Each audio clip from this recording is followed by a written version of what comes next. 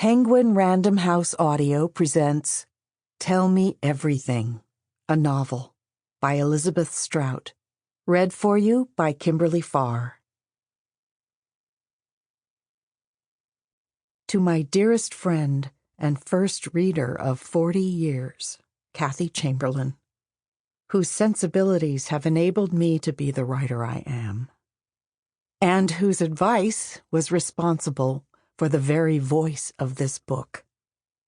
And to my husband, Jim Tierney, who allows me the freedom to write. And also to Jim Hawanick, premier defense attorney of Maine, and a generous source of information. Book 1.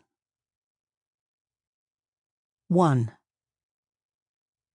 This is the story of Bob Burgess, a tall, heavy-set man who lives in the town of Crosby, Maine, and he is 65 years old at the time that we are speaking of him. Bob has a big heart, but he does not know that about himself. Like many of us, he does not know himself as well as he assumes to. And he would never believe he had anything worthy in his life to document. But he does. We all do. Autumn comes early to Maine. By the second or third week in August, a person driving in a car might glance up and see in the distance the top of a tree that has become red. In Crosby, Maine, this year it happened first with the large maple tree by the church, and yet it was not even midway through the month of August. But the tree began to change color on its side facing east. This was curious to those who had lived there for years.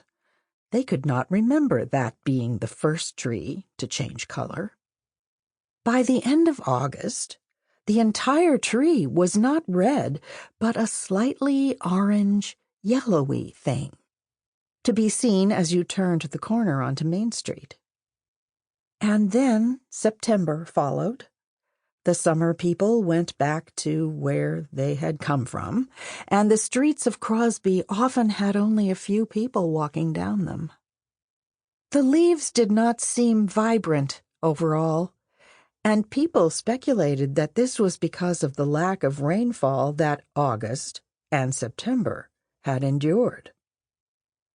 A few years earlier, people entering the town of Crosby from the turnpike's exit would drive past a car dealership and a donut shop and a diner, and also by large run-down wooden houses whose porches held things like bicycle tires and plastic toys and coat hangers and air conditioning units that had not been used in years, and in one of these houses a middle-aged man named Ricky Davis lived.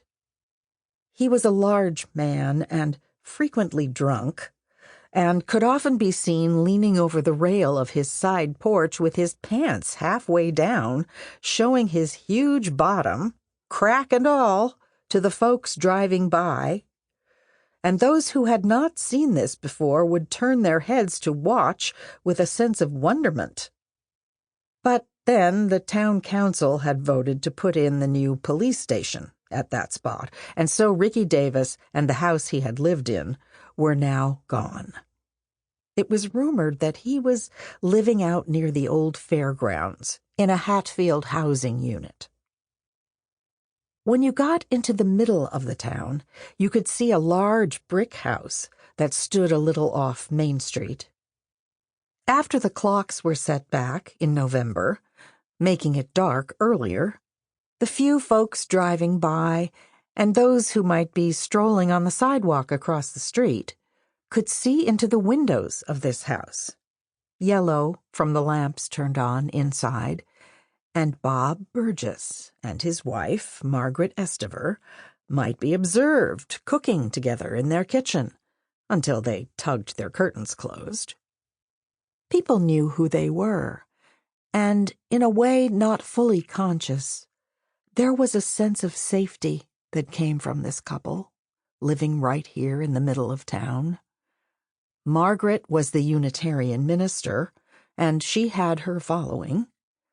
Bob had been a lawyer in New York City for many years in his younger days, but nobody held this against him, probably because he had grown up in Shirley Falls, 45 minutes away. He had returned to Maine almost 15 years ago when he married Margaret. He still took occasional criminal cases in Shirley Falls and was known to keep an office there, though he had mostly retired by now. And also, people spoke of this quietly, Bob had suffered a tragedy in childhood. He had been playing with the gear shift of the family car, and it had rolled down the hill of the Burgesses' driveway.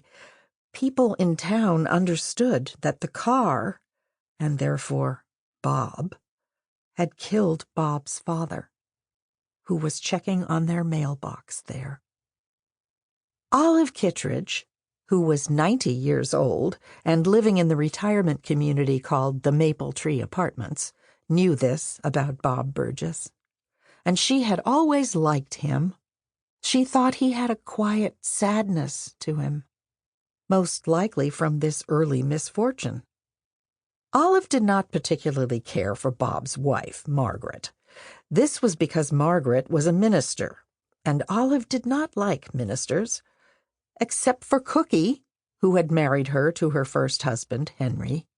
Wonderful man, Reverend Daniel Cook, and wonderful man, Henry Kitteridge. The pandemic had been hard for Olive Kitteridge, hard for everyone, really. But Olive had endured it, day after day in her little apartment in this retirement community. Yet when they stopped allowing people to eat in the dining room and started bringing their food to them instead, she thought she would go absolutely batty. By the end of that first year, though, with her vaccinations and then later a booster, she was able to get out a bit more. Someone might drive her into town or take her down by the water.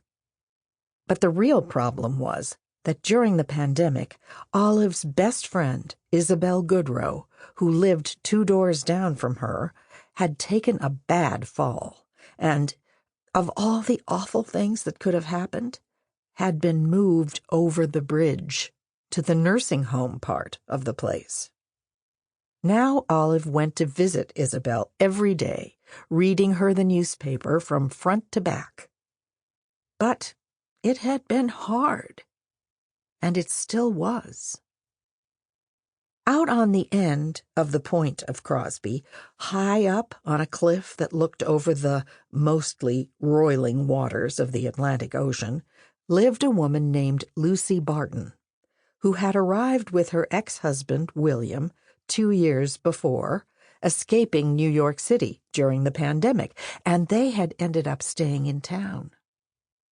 There were mixed feelings about this.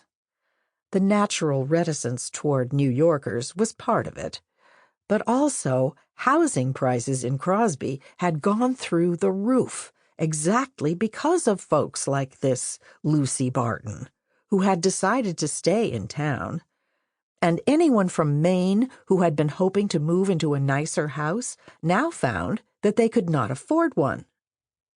Lucy Barton had grown up in a small town in Illinois and had lived in New York City her whole adult life. She had never even been a summer person in Maine before arriving here with her ex-husband. Also, Lucy Barton was a fiction writer, and that made people have different feelings. Mostly, they would have preferred her to go back to New York. But nobody seemed to have anything bad to say about her. And except for her walks along the river with her friend, Bob Burgess, she was rarely seen. Although she was sometimes observed going through the back door that led up to the little office space she rented above the bookstore.